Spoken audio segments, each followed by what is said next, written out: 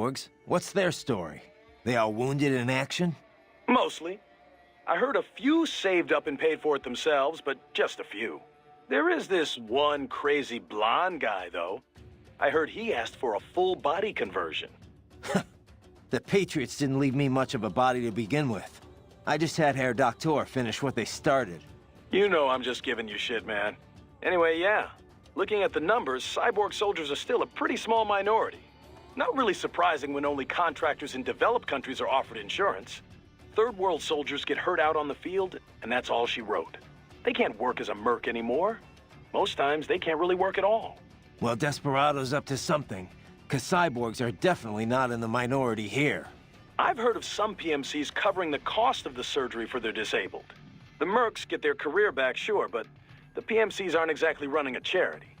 These guys have to work to pay it off until the company at least breaks even on them.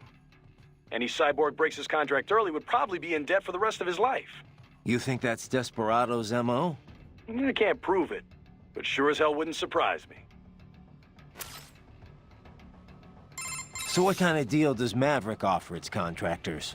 Oh yeah, I forgot you're full-time too. You never contracted with us? Nope. Boris invited me on board the first time we talked about it. We've known each other since Area 51. Didn't have any reason to turn him down, so yeah. Never really considered the contract route. Right. Well, it's actually pretty rare for guys on the ground like you to be full-timers. Most of Maverick soldiers are contractors, just like with any other PMC. It just makes sense. After all, it's never the same job twice in this business. Each mission has its own requirements. Force size, skill set, all that crap. So generally, we contract out on a per-mission basis, or a fixed schedule for longer jobs. A lot of US companies are doing it that way lately, not just PMCs. Besides, a good contractor can earn more than most regular full-time employees. Definitely a hell of a lot more than regular military. And if they want to quit, can they get out of their contract? Yep. Of course, just up and quitting right in the middle of a mission would cause problems. Just like any other job, you know? We'd want some notice to settle on a new end date, but hold up. You're not thinking of leaving us, are you? Just curious. You still busy with all that other work, Kev? You know me, man. Kev of all trades. I got a lot on my plate. Briefing prep, arms procurement, client negotiation, HR, biz dev, accounting, you name it. Lately, though, I've been focusing more on sales and on-site coordination. Oh, and advisor work like this. Never sleep, do you? Things have been better since Courtney joined up, at least. You still busy with all that other work, Kev? You know me, man. Briefing lately, though. Never sleep. You still busy? You know, briefing late. Never.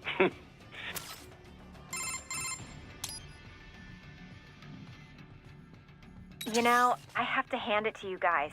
Cyborgs are just amazing to me. So much power and speed. It's not all gravy. No? How so? Well, things have improved a lot in the past few years. But back when I was modded for the first time, keeping artificial blood free of impurities was a huge hassle. Artificial muscles need a constant flow of oxygen from a blood source, just like the real thing. But it was a challenge getting the kidney units as small as they needed to be. We all had to undergo routine dialysis. Sounds rough. Used to be even worse back when Dr. Clark was still experimenting. Bad nerve connections would screw with the test subject's pain receptors. It was torture. Compared to that, I had it pretty easy. It wasn't until recently that you could eat and drink like normal people, right? That's right. We generally use glucose-based nutrient packs to keep the brain running. But we can absorb nutrients orally now, too. Whatever we eat's broken down by nanomachines, and we have taste sensors as well. It's not exactly like it was before. The difference is, I can turn those sensors off if I don't need them. That's been surprisingly useful. So cyborgs can live pretty much normal lives now? Well, getting there. We still need fuel cells and nutrition packs, not to mention regular maintenance. It's a lot of dough. Of course, another big problem's how other people look at you. How do you mean? There was a time when I wore artificial skin. Tried to look as close to normal as possible. I've still got some now, on my face. The tech at the time wasn't great. You still looked pretty unnatural. Maybe you could fool someone from far away, But up close, even a baby could tell I wasn't human. Going out shopping or whatever, you could feel all those eyes on you. I tried to find something to do other than fight. But looking like I did got me 2 strikes pretty much as soon as I walked through the door. That sounds terrible. Well, you appreciated it when people were honest about it, at least. But when they were too polite to just say so, that was rough. Things are getting better these days, though. Artificial skin's improved a lot. And you don't get so many stares now that the general public knows about cyborgs. Maybe I should look into the cyborg thing, huh? I could eat whatever I want, whenever I want. Probably cheaper just getting lipo, Courtney. Jerk. Courtney, there's something I'd like your opinion on. What's up? It's how I replenish my electrolytes. I'm basically feeding off these cyborgs. Oh, yeah. That. I don't really see any better options, to be honest. I doubt your old body would have stood up against the Desperado Captains or Jetstream Sam. And if we fail here, it's not only bad for us, but for our clients, and all of Sakumi. Yeah, you're right. Besides, it's like you say, no one's forcing them to be here. They chose to throw in with the terrorists. Yeah. Look, I won't lie. I don't feel great about it. But in the scheme of things, yes, I think it's justified. Thanks. I guess it's never black and white in this business, is it? No. No, it's not. Do you and Kevin work a lot together, Raiden? Well, Maverick's not that big. Unless you're a short-term contractor, you tend to work with the same guys. Last job we were on together, I was hired by the Carabinieri to track down 3 Albanian mafiosos. They'd fled Italy for Montenegro, and I had to bring them back. It wasn't easy. All 3 of them had cybernetic upgrades. Without Kev, I could have been in serious trouble.